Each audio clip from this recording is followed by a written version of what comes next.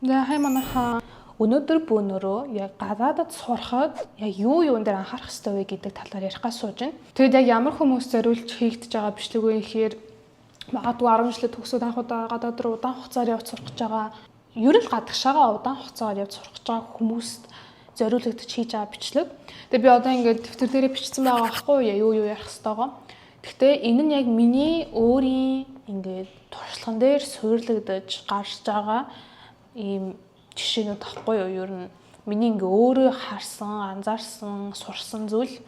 Тэгээд асуудлууд гарахад би өөрөө яаж тэрийг давж гарсан бэ гэдэг тиймэрхүү зөвлөгөө байгаа. За эхлээд ямар ч тач гол сэдв рүү орохоос өмнө би өөрийгөө танилцуулчихъя гэж шийдлээ. Ер нь тэр нь зөв байх. Би яг 10 жилийн эрдэнэтийн орос сургуулийг төгсөө тэгээд шууд Санкт руу Сент Петербург гэдэг хот байдаг шүү дээ. Оросод тийшээ явцсан байгаа. Ер нь бол Санктын технологи дизайны сургуульд сурсан. 4 жил сурсан environment designer гэдэг мэргэжлэр. Environment designer гэдэг мэргэжил нь ерөнхийдөө ингээд архитектур, interior design, landscape гэдэг ингээд бүгдийг ингээд юм холцсон мэргэжил байхгүй юу? Тэгээд ямар ч тач 4 жил би сурч агаад гэртээ ирээд Монголд нэгжээл яг магистртаа явах бэлтгэлээ хийж эхэлсэн. Тэгээд одоогоор бол яг Итали улсад design prodotto andamento гэдэг Итали хэлээр магистрийн ер нь ингээд зэрэг хамгаалах гээд явж байгаа. За тэгээд одоо ингээ харахаар ерөнхийдөө би миний өнөөдөр одоо ярих зүйл өмнө сая дурдсан шиг яг миний өөрийн туршлаган дээр суурилсан. Би яг өөрөө тэр зүйлийг ойлгоод ингээд үр дүн гаргаж байгаа шүү дээ. Эсвэл өөрөө тэр зүйлдээ ингэж яаж давж гарснаа ярих гэж байгаа. Тийм болохоор магадгүй бүх юм ингээд хүн болгон таарахгүй гэж магадгүй. Тийм болохоор авахыг аваад хаяхыг хаяараа гэж би ер нь ингээд эртнээс хүсмээр байна. За тэгээд ямар ч тач одоо ингээд гол сэдвээр орцгоё. За эхлээд ямар ч тач яг хамгийн том ингээд анхаарах зүйл нь юу вэ гэхээр бүх юм яг чиний хүснээр бол явахгүй. Яг бичиг баримтын талд таахгүй. Би яг ингээд яг тэр хэсэг ингээд юм документсгээ бичсэн байгаа байхгүй. Ер нь бол ингээд яг чиний талаас хийх зүйл юу вэ гэхээр бичиг баримтаа маш сайн бэлдэх, бүр ингээд 100 удаа шалгаж үзэх. Ингээд за 1-2 удаа шалгачлаа. За болцсон байхаа ч юм уу тиймэрхүү юм биш. Бүр ингээд яг сайн тулгаад, шалгаад ингээд тусдаа ингээд ийм юу вэ? Нэг папканд хийгээд тусна ингээд бүр айгүй юм ойлгомжтой, зэгцтэй тэгээд бүх бичиг баримтаа өөрөө айгүй сайн бэлдэх хэрэгтэй. Тэгсний дараа хэрвээ үнэхээр бүх зүйл удаад амар хэцүү байгаад бол тэр бол ингээд үгүй чиний асуудал биш. Тэрийг бол ингээд мянга шийдэж чадахгүй. Тийм болохоор ер нь бол хүлээж сурах хэрэгтэй. Тэгэд өөрийн чинь талаас яг юу анхаарах хэрэгтэй вэ гэхээр бичиг баримтаа ер нь бол амар сайн бэлдэх хэрэгтэй. Аюу сайн анхаарах хэрэгтэй байхгүй юу? За тэгээ энэ юу сэдвэн дотор яг энэ бичиг баримтын юм дотор хэрвээ мэдхгүй юм байгаа бол бүр асуу. Ингээд 100 удаа асуусан ч хамаагүй. Ингээд өөр ажилчнууд дээр очиод, өөр хүмүүс дээр очиод асуусан ч хамаагүй. Асуу, битээ ич. Өөрийгөө ер нь ингээд яг за энэ яг тэгчих байхаа. За тэр яг тийм байхаа гэдэг нэг юм хоёрын хооронд байж болохгүй. Яг бүгдийг нь асуу. Мэйл бичтэй бичиж болох бүх газар руу имэйл бич ингээд бүр өдөр чи ингээд 100 имэйл бичсэн ч хамаагүй чамд хариу өгчл байгуул бичих хэрэгтэй, асуух хэрэгтэй, судлах хэрэгтэй. Одоо ингээд ChatGPT амар сайн хөгжсөн шүү дээ. Тийм болохоор тэрийг ашиглаад аягүй сайн судлах хэрэгтэй. Тэгэхээр ChatGPT-ийн тал дээр ихлээд ChatGPT дандаа бас 100% үнэн хэлдэггүй гэдэг бас ер нь амар сайн ингээд толгооныхоо яг тэр цаанаа ингээд байлгаж авах хэрэгтэй. Яагаад гэвэл ер нь бол бас бүр яг тагч шиг 100% сайн хэлдэггүй заримдаа. Гэхдээ ер нь бол анхаарсан байхад илүүдэхгүй. Тэгээд ер нь зүгээр л миний хэлэх гээд байгаа гол зүйл юм бол асуу, бич, залга тийм боломж байгаа бол хэрэг ичихгүй байгаа бол залга, ер нь хичээд димий.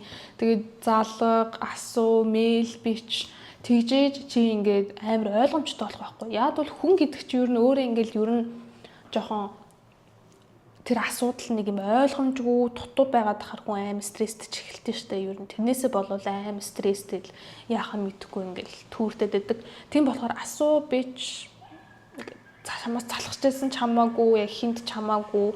Тийм болохоор яг тэгж шийдэрэй гэж хүсэж байна. Хэрвээ тэгээд тэрнээс цаашаа чиний ингээ хүлээх хэрэг байгаа бол Чи зүгээр л хүлээх хэрэгтэй юм бэлээ. Би энийг бол яг мастер дээр ирэлэг ойлгож байгаа. Бичиг баримт детальд бол бичиг баримтууд бүр гайхалтай удаан явдаг. Тийм болохоор би яг энийг бол яг сүүлийн 1 сар амар сурч байгаа. За ингээд би бол өөрийнхөө талаас хийх бүх юмаа хийцэн. Тэгээ одоо л хүлээх хэвээр бол ингээд хүлээ илүү амар төвчээрт болгож байгаа санагдаж байгаа. Тийм болохоор чи өөрөө ингээд асуудлыг шийдэж чадахгүй зүйл байгуул чи стресс тэрэггүй хүлээ.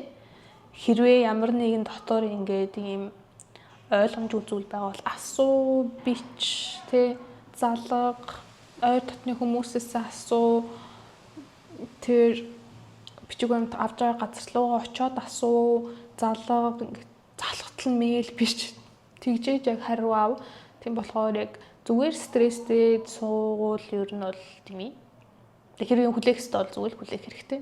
Тэрийг бол сурах хэрэгтэй. Тэгээ бичиг баримтын юм дээр бас нэг юм нэмж хэлэхэд ер нь улсын байгууллагууд амар хүмүүс айгу муухай аштай байдаг. Тэрийг ер нь яг 10 жилийн төгсөөд анх явж байгаа хүүхдүүд бол ер нь эхнээсээ ингээд мэдээсэй гэж амар хүсэж ийн ингээд ирээд тэр нь шоконд ороод гутраад явахгүй. Яг бол би анх бакалавртаа явахдаа одоо ингээд Оросд бас бичиг баримтын хөөцтэй явж байгаа шүү дээ. Ихэнх үедээ. Тэгэхэд бол ер нь бүр амар аашмуутай, бүр аимшигын ааштай одоо чам руу зүгээр л ямар ч шалтгаангүй байхад чам руу ойрлох ч юм уу те. Тэгэнд бол би өөрөө амар стресстэй усахгүй. Яагаад надад ингэж харсаад байгаа юм бол гэд. Гэхдээ тэр боол ингээд чамаас болсон зүйл биш тэр зүгээр тэр хүний л асуудал тийм болохоор ер нь ийм улсын байгууллагын ажилтнууд ер нь нэлээд амар ууртай байдаг. Гэхдээ яг ингээд бодоод үзэхээр яалтчгүй ингээд тэр хүмүүсийг ойлгож байгаа байхгүй яг юм жоохон цалинтай тэгээд амар ачаалттай ажил хийж байгаа болохоор тийм болохоор ер нь зүгээр л битээ өөртөө хүлээж аваарай. Тэр бол ингээд чамаас болоос л чи ингээд таалагдахгүй чамд дургуус бодлоогүй. Яг тийм байж магадгүй л дээ ингээд рейсист хүмүүс байгаад. Гэхдээ ингээд тэр бол чиний асуудал биш. Тэрийг бити тоогоорой гэж би ер нь яг зөвлөмөр энэ бичиг баримтаа хөөцөлтөд явж авах үедээ хамгийн ихэнх үедээ. Яагаад гэвэл энийг амар ингээд хүнд хүлээж авах асуудал байдаг байхгүй юу? Ер нь ингээд гадаадад ирсэн тий. Гэрээсээ хоол ингээд жоохон 18 19 настай тэгээд ийм яг сэтгэл зүйн ингээд ийм амар эмзэг байгаа үед яг тийм зүйл орж ирэхээр яалтчгүй амар биш байдаг. Гэхдээ ер нь бол яг санаж байгаарай гэж хэлмээр энэ тэр бол яг чиний асуудал биш. Тэр хүний л асуудал гэдгийг. За дараагийнх нь би ингээд mental health гэж бичсэн байхгүй сэтгэл зүйн эрүүл мэнд тэгээд ер нь ямар ингээд юм юутай тулгарх вэ гэхээр гэрээ санах тий ганцаардах ингэж burnout гэж байдаг шүү дээ. Burnout болох утга учраа ингэж алдах сэтгэл зүгээр ингэж амар ядах ингээд биеэрээ ядрах биш юм сэтгэл зүгээр айгүй ядрах тийм зүйл тулгарч болно. Одоо ингээд өглөөс хэрчээлэг ууг нь ингээд нойр хандсан байгаа шүү дээ. Гэхдээ ингээд босож чадахгүй орон дотроо ингээд уцаа оролтоо хөвтэйл тэгэл тэрнээсээ болоод ингээл айгу ядраад ч юм уу те эсвэл ингээл айгу ганцаардаад гэрээ амир санаал гэрэл бодогдоол те.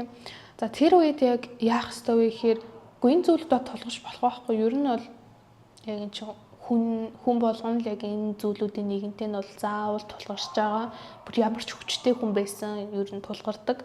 Тэгээ очиод заавал тулгарх албагүй. Очиод ингээл амар гоё байгаа шүү дээ. Эхэндээ ингээл шинэ газар ирсэн. Шинэ ингээл үндэссэн шинэ зүйл ингээл амар сэтгэл хөөрж явж байгаа. Сар 2 сарын дараа магадгүй бүр ингээд 6 сар 7 сарын дараа яг ийм зүйл мэдэрч болно. Энэ нь бол ингээд жирийн зүйл. Тэгээд яг тэр үедээ яг хамгийн гол нь яг юу хийх ёстой вэ гэхээр шинэ зүйл туршиж үзэх. Шинэ зүйл туршиж үзэх. Тэр нь ингээл чи ямар нэгэн шинэ хоббитэй болох эсвэл зураг зурах ч юм уу тэгээ эсвэл шинэ ном уншиж сурах, өөр хэл сурах тийм. Юу ч байж болно. Шинэ программын хичээл авах ч юм уу эсвэл бүжгэнд явж эхлэх ч юм уу. Бүр юу ч байж болно. Дараагийнх нь нэг шинэ газар руу явах гэж байгаа. Тэр нь заавал өөр улс руу явна гэсэн үг биш дээ. Амар үнэтэй билет аваад үнэтэй ингэж юм трейни билет аваад ч юм уугүй. Яг юм зүгээр л ойрхон байдаг хот руу явж болно чи зүгээр л мэдгүй амар Хямдхан хот усны билет аваад ч юм Хямдхан боогоны билет аваад хажуу талынхан хот руу 2 цаг явчаад ирэх ч юм уу те. Өглөө эрт гараад ингээд идэх юмаа цүнхлээд, уух юмаа цүнхлээд өөр ингээд хажуу талын жижигхэн хот руу очиод гой алхаад үзээд эсвэл ингээд хот дотроо ч юм уу те байгаа тэр хот дотроо ингээд зугаалж яваад очиж үзээгүй газрууд дээр очиод Эсвэл ингээл янз бүрийн музей орох ч юм уу те. Музей ороод юм үзэх, шин зүйл үзэх. За манай хотод өнөөдөр юу болж ийн гэд Google-ээс хайхтай ямар ингээд юм үзэсгэлэн болж ийн, юу болж ийн, хаашаа явах уу гэд үзэх ч юм уу. Тийм болохоор би яг энэ үеэрээ яг юу хэлэх гээд байна гэхээр ер нь гэрээсээ гарах хэрэгтэй. Ер нь манайха энэ бол амар чухал. Гэртээ байгаад хэрэггүй.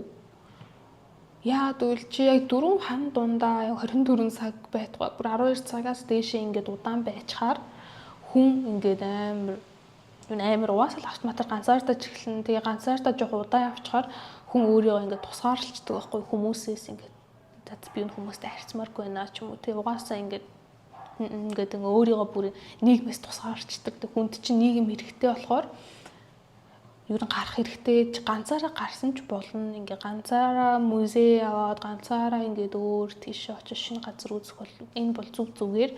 Би бол ингээд бакалаврт байхдаа ер нь бол ганцаараа амар их музейээр явдаг гэсэн. Амар ганцаараа чихвчээ зүгээд музей ороод музей ингээд үзээл тэгээл ер нь бол надад яг юм гэртээ суух ер нь бол хүсэл байдгүй байсан. Тийм болохоор би дандаа ер нь гадуур л байдаг байсан. Одоо ингээд хичээлтэй өдөржингөө ерц суучаад орж ирж юм идчихээ, амар хуйд амарчаад тэгээд жимдээ явах ч юм уу. Жимдээ явах тэгэл найзуудтайгаа гараад тийшээ ингээд гоё шинэ юм очиж үзэх гээд те. Ер нь бол миний хэлэх гээд байгаа юм гэрээсээ л гарах хэрэгтэй, шинэ юм үзэх хэрэгтэй, сурах хэрэгтэй, гоё ингээд өөрийгөө ер нь завгүй байлгах хэрэгтэй. Яаж байж болохоор завгүй байлгах хэрэгтэй. Гадаа гарч гүөх ч юм уу те. Ер нь бол гадаа гарч гүөх гэхдээ ер нь бол амар тусалдаг. Надад бакалавр сурч байхад тусалж байсан, магистр сурч байхад одоо энэ сурч байхад ч гэсэн юм тусалж байгаа. Гэхдээ сүүлийн жоохон гүхгүй байгаа л да. Гэхдээ ер нь бол хөлс гаргах ер нь амар чухал манайхаа. Хөлсөөр ер нь ингээд стрессинг гормон ялгарч идэг болохоор энэ нь бас ингээд шинэ хобби шүү дээ. Ер нь жимд явж эхлэх, пилатес, йог те ер нь байж болох бүх шинэ зүйлийг туршаад үзэх хэрэгтэй. Тэгээ шинэ зүйл туршна гэхээр заавал үнэтэй юм байх албагүй шүү дээ. Ер нь бол одоо музей ороход жишээ авч байгаа шүү дээ. Музей ороход ер нь оюутнуудад дандаа хөнгөлөлттэй байдаг их хвчлэн. За эсвэл ингээд гадаагаараа гүөхөд үнэгүй гадаа ингээд гадуур гой зугаалаад алхахад үнэгүй. Тэгээд гэртээ идэж уух юм аа хийгээд яг автобусанд л яг мөнгө өрсөж байгаа. Тэгээ автобус ч ер нь бол нэх үнэтэй биш. Яг өөр хот руу явчаад ирэхэд тийм болохоор яг хэрэг мөнгө гаргах ёстой юмнууд байвал мөнгө гаргах хэрэг угаасаа гарна. Гэхдээ тэрчэн ингээд нэг юмсанда чамд өөрт чинь хийж байгаа инвестишн ахгүй өөрт хийж байгаа хөрөнгө оруулалт. Тийм болохоор тэр бол ер нь аягүй чухал. Тэгээ саний юм дээр бас нэмж хэлэхэд ер нь стресс гэдэг зүйл яг юу ч хийхгүй байгаагаас болж гардаг. Хүн юм хийж байхдаа хизээд стрессдэггүй гэж байгаа байхгүй. Хүн яг юу ч хийхгүй суугаад ахаар амар стрессдэг. Яг нөгөө Amazon-ы захирлын хэлсэн үг гэдэг чинь би одоо ийш оруулчих. Stress doesn't come from hard work. Stress primarily comes from not taking action over something that you can have some control over. So stress comes from ignoring things that you shouldn't be ignoring. Тэгээ ер нь стресс их зүгээр сууж байгаагаас хизээч үүсдэггүй. Тийм болохоор энийг бас аягүй санаж аваарай гэж хэлмээрэн хөдлөх хэрэгтэй, биеэ хөдлөх хэрэгтэй, гараад юм үзэх хэрэгтэй, үзэж хаар, шинэ зүйл турш. Юунаас ч битгий ингээд цуг гарах найз байхгүй бол зүгээр ганцаараа гар бүр ингээд ямар ч асуудал биш тэр бол. Дараагийнх нь мэдээж хэрэг хэлний асуудал. Энэ бол ер нь миний бодлоор оюутнуудын бүр ингээд 90% нь тохиолддог юу баха. Анх очоод яг тэр улсынхаа хэлийг нэг сайн мэдэхгүй тохиолдолд ер нь бол аимшигтай байдаг хүүхдүүдэд ер нь бол энэ бол маш том асуудлуудын бас нэг. Тэгээд би яг юу зөвлөмөр байна вэ гэвэл хэрвээ одоо зүйл жишээ аваад Европ дээр л ирчихэл та тий. Одоо Европ руу англи хэл дээр хөтөлбөртэй сурахгаа явлаа гэж бодъё. Ер нь гоё. Гэхдээ тэр улсынхаа хэлийг тодорхой хэмжээгээр сурчаад явбал илүү дээр гэж би ер нь боддог. Ядахтаа A2, A1 төвшин дээр нь сурчаад явбал тэр нийгэм рүү уусаж орох хугацаа нь айгүй хурдан байх болно. Одоо жишээлбэл зүгээр л тэр бичиг баримттай хөөцөлтэй хад бүгдээрээ англиар ярьж чаддгүй гэдгийг ер нь ойлгох хэрэгтэй. ялангуяа Европод ер нь бүгдээрээ яг англиар тэгж ярьдаг гэсэн үг биш. Ер нь нийгэмдээ гараад ирэхэд хүртэл бүгдээрээ яг англиар ярьж чаддаггүй. Тийм болохоор ер нь тодорхой хэмжээгээр сурчаад явбал өөрт чинь айгүй хэрэгтэй. Тэгээ дараагийнх нь ер нь бол илүү их яг тэр улсынхаа найзуудтай болвол амар давуу талтай ахгүй юу? Ер нь одоо жишээлбэл Герман руу явж сурах гэж байгаа бол Герман найзуудтай ер нь болвол айгүй сайн өөрт чинь одоо илүү хэлээ сурахад, илүү хурдан сурахад айгүй туслана. Тэгээд хажуугаар нь ер нь өөр гадаад найзуудтай болсноор айгүй ингэж юу тэлж эхэлдэг байхгүй юу? Ер нь харах үнцэг амар тэлж эхэлдэг өөр үндэсний хүүхдүүдийн амьдралыг сонсоод тэдний ингээ калчурыг сонсоод айгүй нүд тайлж эхэлдэг. Одоо би Орос тахта ер нь бол амар олон төрлийн гадаад найзуудтай байсан. Тэгээд одоо хүртэл амар гайхалтай харилцаатай. Заримтай нь бүр ингээд үнэхээр бүр гайхалтай найзууд болж чадсан. Тэгээл ер нь айгүй гайхалтай байдаг. Одоо ингээд чи ингээд тэр улсын хэлийг жоохон чултгаас сурснаар одоо ингээд энэ чи яагаа штэ энэ ингээд тэр улсын нийгэм энэ хоёрын дунд ингээд гүүр аваад байгаа штэ тэр гүүрээр чи ингээд илүү хурдан давж гарахад туслах байхгүй юу? Тэр улсынхаа хэлийг жоохон чултгаас сурснаар тийм болохоор ер нь бол миний бодлоор ядахтаа ингээд А1 төвшин А2 төвшин сураад явсан бүр хизээч илүү төхгүй. Тэгээ чамд өөрт чинь ч гэсэн ер нь илүү төхгүй ингээд шинэ хэл сурснаар тийм болохоор ер нь бас өөр зөвлөх юм юу вэ гэхээр хизээч битгий ингээд айгаараа ингээд алтгаас айх ч юм уу те. За би одоо энэ үгийг буруу хэлчихвэл намайг ингээд юугээ бодчих болтоо тэнэгээ бодох болов гэд. Үнэндээ хинд ч хамаагүй. Чип тэр үгийг буруу хэлнэ үү эсвэл буруу ярина уу хамаагүй тэр хүмүүс чам бүгдээ 2 минутын дараа мартчихна. 2 минут ч буруу минутын дараа ингээд чи ингээд алга болчихвол тэгэл мартчихна. Хинд ч хамаагүй. Гэхдээ хамаатай байлаа гэж чамайг ингээд дарааш чинь ярьлаа гэд яг хинт хамаатай тий чи сурч байгаа. Ингээд чи хэрвээ тэрэндээ ичихгүй ингээд бууж өгөхгүй сурвал чи жилийн дараа илүү гайхалтай болно. Тэр хүмүүс ингээд тэрийг чинь аль хэдийнэ мартчих واخгүй. Тийм болохоор хизээч битгий ичээрээ хизээч битгий шинэ хэл сурч байхдаа алтгаас айгаарэ. Яагаад гэвэл бид нар бүгдээрээ алдчихж ингэж сурдаг, алдахгүй сурдаг хүн ер нь хизээч тийм хүн байхгүй миний бодлоор. Тийм болохоор хизээч битгий ичээрээ гэж би гомаар байна. Тэгээд энтэй яг ингээд уусгуулад хэлэхэд ичих гэдэг зүйл ер нь бол гадагшаа сурч байгаа бол тэрийг унтраачих хэрэгтэй. Ер нь тодорхой хэмжээгээр жоохон ч унтраачих хэрэгтэй. Чи ингээд ичихгүй байж ийж илүү ингээд нийгэм рүү хурдан уусч орно. Тэгээд одоо ингээд толгоон дотор биднэрт ингээд нэг юм боксоод байгаа шүү дээ. Юм хайрцаг биднийг ингээд нэг юм дотор л ингээд байлгаад байгаа. Ингээд боксоод байгаа шүү дээ. Тэр зөвхөн бидний тархин дотор байгаа гэдгийг л ер нь мартаж болохгүй гэдгийг би ер нь ойлгосон байхгүй юу? Одоо ингээд би энийг хийж чадахгүй шүү дээ. Угаасаа чадахгүй гэдэг. Тэр чинь зүгээр л тархин дотор байгаа. Хинч чамайг чи чадахгүй гэж хэлээгүй. Зүгээр л чи өөртөө л ингээд би чадахгүй гэдэгт итгүүлээл ичээл те ингээл өвдгөө тэрвэрээ суугаад байгаа болохоос биш ингээд тэрийг бол хинч чамд хэлээгүй тэр зөвхөн чиний толгоон дотор байгаа тэр хязгаарлал зөвхөн чиний л толгоон дотор байгаа гэдэг юу хизээж битгий мартаарай гэж би юу нь амар гомоор байна.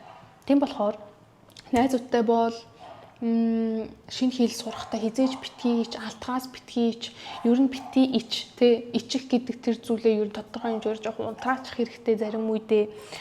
За тэгээд жоо ингээд хэрвээ тэр улс руу явах гэж байгаа бол явахаас өмнө ингээд жоохон чултгаа тэр хэлийг ингээд YouTube-ээр сураад үз, ChatGPT-д хөгжсөн болохоор ингээд гэртээ тэр хэлийг A2, A1 төвшин сураад үз. Яагаад гэвэл тэр чинь өөрт чинь амар хэрэгтэй. Хувь хүний хөгжилт чинь гэсэн хэрэгтэй. За дараагийн миний бичсэн байгаа юм finance гэд бичсэн байгаа. Санхүүгийн ингээд тал дээр яг яах ёстой вэ? Юу анхаарах ёстой вэ гэхээр ухаантай байх хэрэгтэй. Юу нь яагаад гэвэл одоо 10 жилдээ сурч байгаа хүүхдүүд чинь ингээд яг амьдралаа за одоо би ингээд тэр төрөөс төлөх ёстой, ингээд хийх ёстой, тоог цалханд тэрийг төлөх ёстой, хүнсэндээ ингэх ёстой гэж боддгоо шүү дээ. Манай Монголд одоо ингээд өсвөр насны хүүхдүүд маань ер нь ээж аав нь хийждэг. Тэгээд өсвөр наснд бол ер нь зүгээр гадуур орж гарах өдрийн цайны мөнгөтэй зүгээр хэрэглээний мөнгө гэж ээж аваас авч байгаа. Тэрнээс биш бүр айгүй их хэмжээний мөнгөтэй өөр улс руу ингээд явж амьдарч үзээгүй. Тийм болохоор яг тийм хүүхдүүд маань хамгийн анх ингээд гадаадад ирээд сэтгэлийнхаа хөөрлөөр ер нь ингээд баг их мөнгө өвччих магадлал ер нь айгүй өндөр байдаг.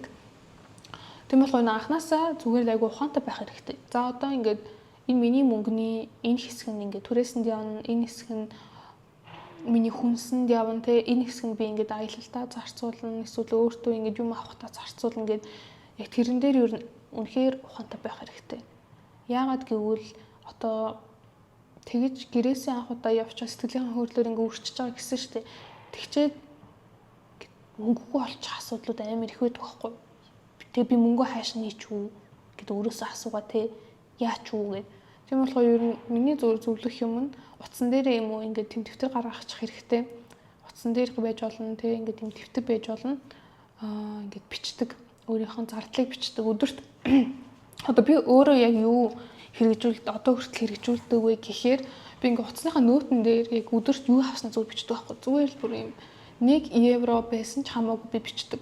Зүгээр л дараа нь тэрийг харж үздэг байхгүй. За би ингээд ийм мөнгө үржээ, ийм мөнгө яасан байна. Энэнд зориулсан байна гэд те. Тийм болохоор яг тиймэрхүү байдлаар л давж гарна. Ухаантай л байх хэрэгтэй. Finance-ыг ер нь бол тийш зүгээр үл тоомсорлож ингэж меншн хийхгүй хайж болохгүй. Ер нь бол маш чухал зүйл. Тэрэн дээр яг анханасаа хатуужлалтай, анханасаа айгу юм ухаантай л байх хэрэгтэй гэж би ер нь бол зөвлөмөр байна. Тийм болохоор маш олон гоё тийм сонирхолтой ийм лайфхакууд байгаа. Одоо юун дээр ихсэждэг дэвтэр дээрээ бичих, утсан дээрээ бичих гэж зөндөө олон гоё зүйл байгаа. Тийм болохоор туршаад үзээрэй. Дараагийн миний бичсэн balance life гэсэн байгаа байхгүй. Энэ нь яг би юу хэлэх гээд байна вэ гэхээр ерөн дээр энэ дээр бол амар нуршмааргүй товч ярьчмаар байгаа байхгүй. Ер нь яг амар ийм баланстай амьдрах хэрэгтэй. Одоо зөвхөн хичээлээ игээл 100% хичээлээ игээл явах биш. Хажуугаар нь ингээд найзуудаа гарч орох юм уу те ингээд гоё хоолнд орох гоё ингээд янз бүрийн юм идээд ингээд аялж маялаад сүм музей дээр ороод те тэгж амьдрах хэрэгтэй. Гэхдээ хамгийн гол нь баланстай гэж хэлээд байгаа шалтгаан нь хичээлээ бас ингээд хайчих болохгүй шүү дээ. Ер нь бол тэр чинь бас чиний ирсэн бас гол зорилгоудыг чинийг тэрийг ер нь мартахгүй байх хэрэгтэй. Гэхдээ бас 100% хичээл гэж яваад өөрөө хажуугаар нь амьдрахаа бас ингээд мартчихдаг үе байдаг. Одоо жишээлбэл би яг бакалавртаа өөрөө тэгчихсэн байхгүй. Тийм болохоор тэрэн дээр яг анхаараарай гэж байг зөвлөмөр энэ баланстай амьдрах хэрэгтэй.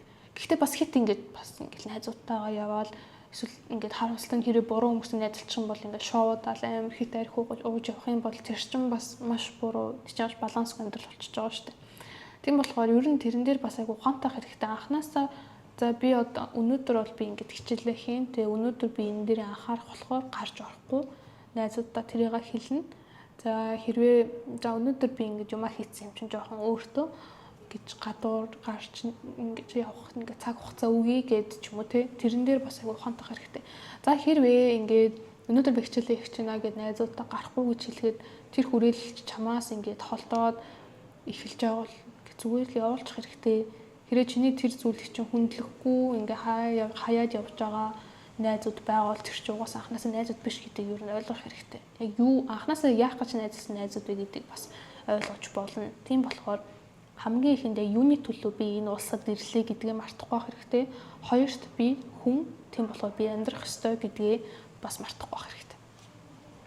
За дараагийнхан self grow гэж байгаа аахгүй юу? Ер нь өөрийгөө ингэж амар өдөр тутамдаа хөгжүүлэх зүйлсүүд тэр нь юу вэ гэхээр ингээд цаг хугацаа боломжуудыг ер нь гайхалтай ашиглаж сурах хэрэгтэй. Ингээд өдрөө ингээд барж амьдрах биш те.